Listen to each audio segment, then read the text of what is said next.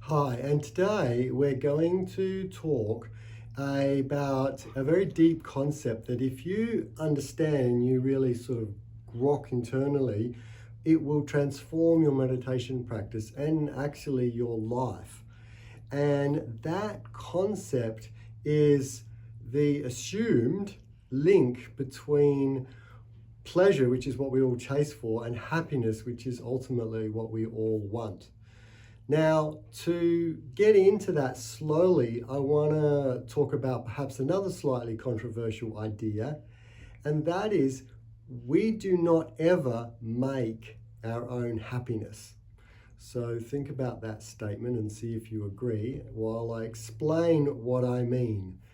So, my understanding from years of meditation and internally looking inside and talking with other great meditators is that the more you get in touch with, I guess, your source, or some might say your higher self, or what I call awareness, the more you see that happiness is an intrinsic quality of that state within you. And it is kind of covered up by our thoughts and our worries and our anxieties. And the more we can let them go, the more we get back to source, which is naturally happy. So my metaphor is, for example, if you have something white, let's say just a white wall, and it's covered by dirt and grime and looks fairly black.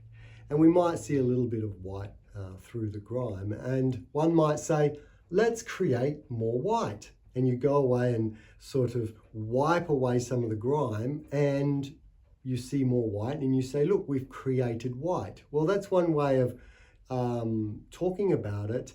But what's probably more accurate is to say that you're uncovering the white that is already there by getting rid of the black grime and dirt. And I think that's what's happening when we make ourselves happy. Is in fact what we're doing is we're returning back to a natural type of happiness that is there all along by getting rid of that grime. So just hold that thought while we talk about the next concept, which is that most of us search for happiness in various ways, and one common one is to find pleasure in the world. So we do things which are pleasurable, and it just seems natural to assume that pleasure is linked to happiness. Now, I would disagree with that concept, and by understanding that, this is what will help us in our meditation.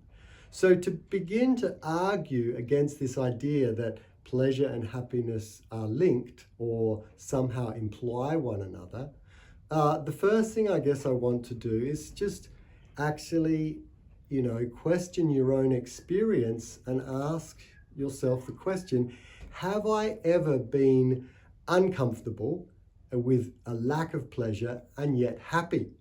So, and the answer is yes. Lots of people are happy while they're working out at the gym, for example, which is quite uncomfortable. Scene came to my mind during camping. I love camping. And I remember one particular trip, we were just doing an overnighter, and because it was so short, I didn't really prepare as well as I normally should. And it rained during the night, and I was with a friend, and we were so uncomfortable during that night. It was, it was laughable, and we did laugh. And in fact, I was very happy because we just thought it was a great joke how unprepared we were for this overnight camping trip. And even though we were really uncomfortable, I was quite happy. So think in terms of your own life, because if it's true that pleasure equals happiness, then it should be true in all cases, but it's not. You can definitely find times when you were happy, when you were quite uncomfortable. The reverse is also true. You can be unhappy when you're in the midst of pleasure, and you might want to reflect and think, are there times when that's been the case?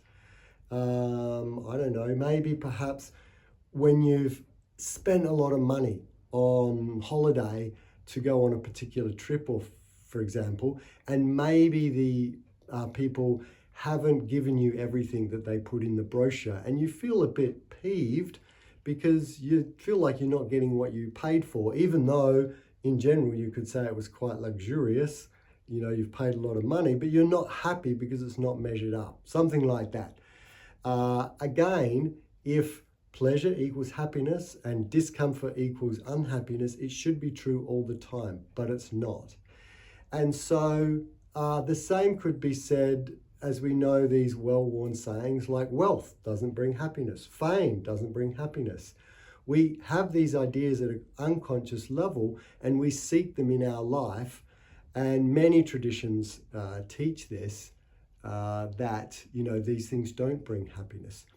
So very many people agree with this from a spiritual tradition, but my question is why? To really go beyond this, we need to understand what is happening here.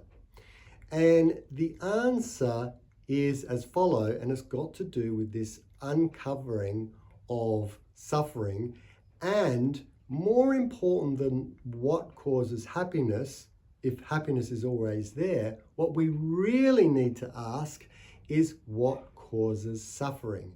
And if you look long enough and hard enough at when you feel, unsatisfied, uncomfortable, depressed, there's one common element, and that is we are wanting something that we haven't got. So either I really want something that I haven't got, or I want to push away something that is annoying me, which I have got but I don't like. So this, in the Buddhist tradition, is called craving. And so craving is the one trigger for all states of unhappiness. And so the equation is less craving, more happiness. Now let's have a look at what happens when we do experience something pleasurable. Let's say we go for a swim on a hot day and we're boiling hot and we go in the water and we're like, oh, this is pleasurable. What happens is when we experience that pleasure, there's a part of our mind which says, I like being right here and I have no desire to be anywhere else. So often, not always, but often, pleasure will create a thought pattern which reduces craving by saying, I like to be in this area which is pleasurable.